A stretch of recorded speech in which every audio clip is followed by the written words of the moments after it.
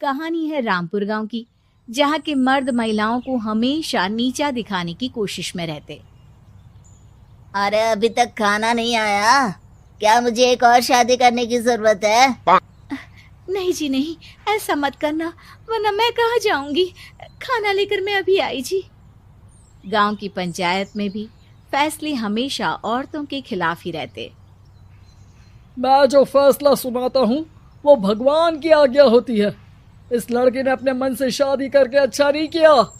लड़के को घर भेज दो और इसकी शादी इसकी जाति की किसी लड़के से करवा दो, लेकिन ये लड़की, इसे तो गांव के बाहर निकाल दो।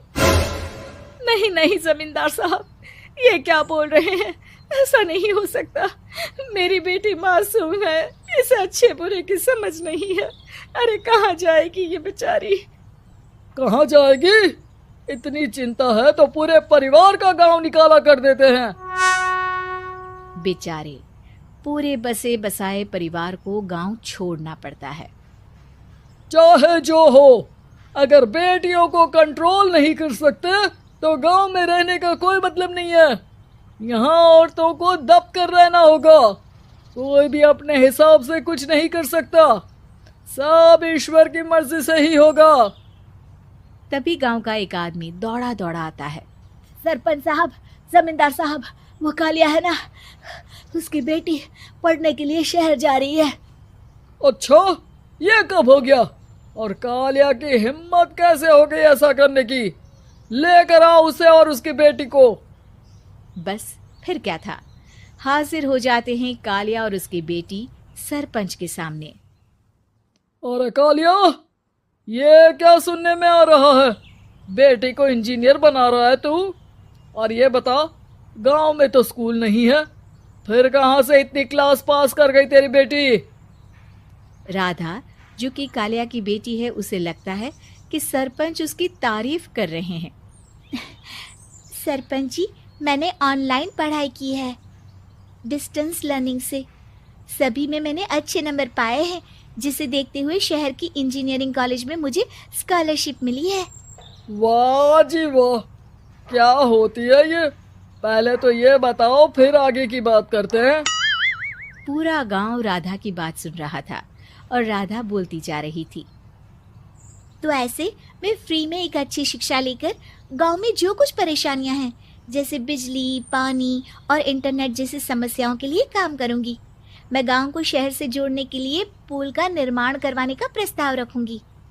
मुझे पूरी उम्मीद है कि जल्द ही हमारा गांव भी तरक्की की राह पर चल पड़ेगा। राधा की बात सुनकर सारे गांव वाले ताली बजाने लगते हैं।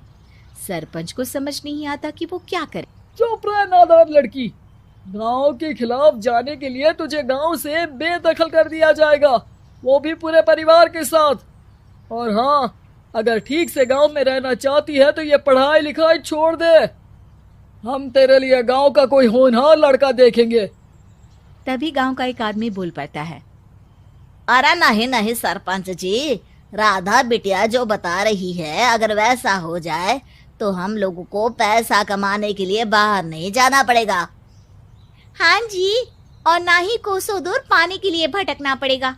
हमारे बच्चे भी अच्छी पढ़ाई कर सकेंगे और आगे बढ़ेंगे, ना कि हमारी तरह खेती करते बैठेंगे। क्यों गांव वालों, राधा बिटिया का साथ देना चाहिए ना। सरपंच देखता है कि गांव राधा के साथ है तो वो चुप हो जाता है। वो घर आकर अपने सलाहकार से बात करता है, जो बहुत ही चालाक किस्म का इंसान होता है। अरे सरपंच साहब, आपको बहुत ही होशियारी से काम लेना पड़ेगा। एक बार गांव तरक्की कर गया, यहाँ के बालक पढ़ लिए तो कोई ना पूछेगा आपको। और फिर ये जो बेटा और बेटी है ना आपके, इनको भी आम लोगों की तरह ही जीवन जीना होगा। हाँ, लेकिन करे तो क्या करे? वो ना आप मुझ पर छोड़ दीजिए, बस मैं जैसा बोलूं करते जाइए। अगले रोज सुबह जब गांव वाले सोकर उठते हैं तो राधा के घर के बाहर और साथ ही वो लोग जिन्होंने राधा का सपोर्ट किया था, उनके घर के आगे लाल रंग से कल आऊंगी लिखा होता है। कल आऊंगी, यह क्या होता है? अरे यह तो खून से लिखा है, लगता है कोई भूत प्रेत या चुड़ैल का साया है। चलो सरपंच जी के पास चलते हैं। सभी सरपंच के पास जाकर उसे सारी बात बताते हैं। अरे ये तो बड़ी मुश्किल की बात है। चलो मैं एक बाबा को जानता हूँ, उन्हें बुला लेता हूँ। सरपंच बाबा को लेकर गांव के घर के बाहर जाता है। ओहो, तो ये वो चुड़ैल है जो उन लोगों को निशाना बनाते हैं जो गांव को बदलने का सपना देखते हैं। वो गांव को ऐसे ही संपन्न देखना चाहती है, वो नहीं चाहती कि कोई बाहरी यहाँ का कायाकल्प करे। क्या तुम लोगों में से किसी ने गांव को बदलने की सोच रखी है? तभी राधा की माँ रोते रोते आती है। मेरी राधा घर से गायब हो गई है।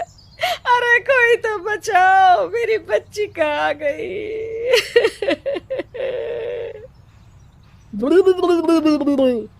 ले गई वो चुड़ैल, तेरी बच्ची को ले गई। अब वो उसे श्रापित करके छोड़ेगी, उस पर चुड़ैल का साया हो जाएगा। तभी बुरी सी हालत में राधा भी वहां आ जाती है। उसके बाल चुड़ैल की तरह फैले होते हैं और कपड़ों में खून लगा होता है। सभी राधा को देखकर डर जाते हैं। माँ, पता नहीं मुझे कौन उठा कर ले गया था। अरे दूर दूर हो जा चुड़ैल, अब हम लोग इस गांव में नहीं रुकेंगे। अरे कैसे बातें कर रहे हैं आप? कल तो आप मेरे भरोसे गांव का हुलिया बदलने, अपने बच्चों को पढ़ाने और तरक्की उन्नति की बात कर रहे थे, तो आज क्या हो गया आपको? ये फिर तुम लोगों को बहकाएगी। ये चुड़ैल गांव में आ चुकी है, ऐसे ही ये तुम्हारे घर के बच्चों को भी ले जाएगी। गांव वाले राधा को गांव से बाहर निकाल देते हैं। उसके माँ बाप रोते रहते हैं, लेकिन गांव वाले नहीं मानते। मैं भी अपनी बहन के साथ गांव के बाहर रहूंगा, लेकिन वो पढ़ाई नहीं छोड़ेगी। वहीं सरपंच के घर पर सलाहकार कहता है। देखा, सांप भी मर गया और लाठी भी नहीं टूटी। लेकिन अगले ही दिन सरपंच के घर के बाहर भी वही शब्द लिखे होते हैं। और फिर सरपंच की बीवी कहती है, हमारी बेटी को किसी ने अगवा कर लिया है। तभी राधा का भाई वहां आ जाता है। अरे गांव वालों, मैंने सरपंच जी की बेटी को देखा था। वो चुड़ैल उसे उठाकर ले जा रही थी। अरे क्या मजाक कर रहे हो? नहीं नहीं सरपंच जी, आप नहीं जानते। वो चुड़ैल अब आपकी बेटी में आ जाएगी, जैसे राधा के अंदर आ गई थी। तभी सरपंच की बेटी वैसी ही हालत में वहां आती है जैसे राधा आई थी। पापा, पता नहीं कैसे मैं गायब हो गई थी। चुड़ैल, इसके अंदर भी चुड़ैल का साया है, मारो इसे। अरे नहीं नहीं, इसे भी राधा के पास गांव के बाहर ही भेज दो। अरे चुप रहो, मेरी बेटी कहीं नहीं जाएगी और चुड़ैल वुड़ैल कुछ नहीं होता है। अरे कैसे बात कर रहे हो सरपंच जी? आप तो बोल रहे थे कि आपका फैसला भगवान का ज्ञान होता है, तो अपने पर बात आई तो अब आप ऐसे बोल रहे हैं। अरे ना ना ना, आपको अपनी बेटी को त्यागना ही होगा। अरे बुलाओ बाबा को।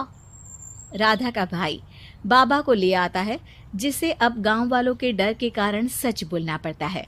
मैं कोई बाबा नहीं हूँ, मैं तो मोची था। ये सलाहकार महोदय ने मुझे कहा था एक्टिंग करने को।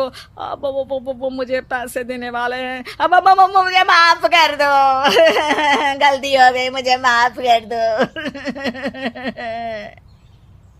तभी वहां राधा आ जाती है।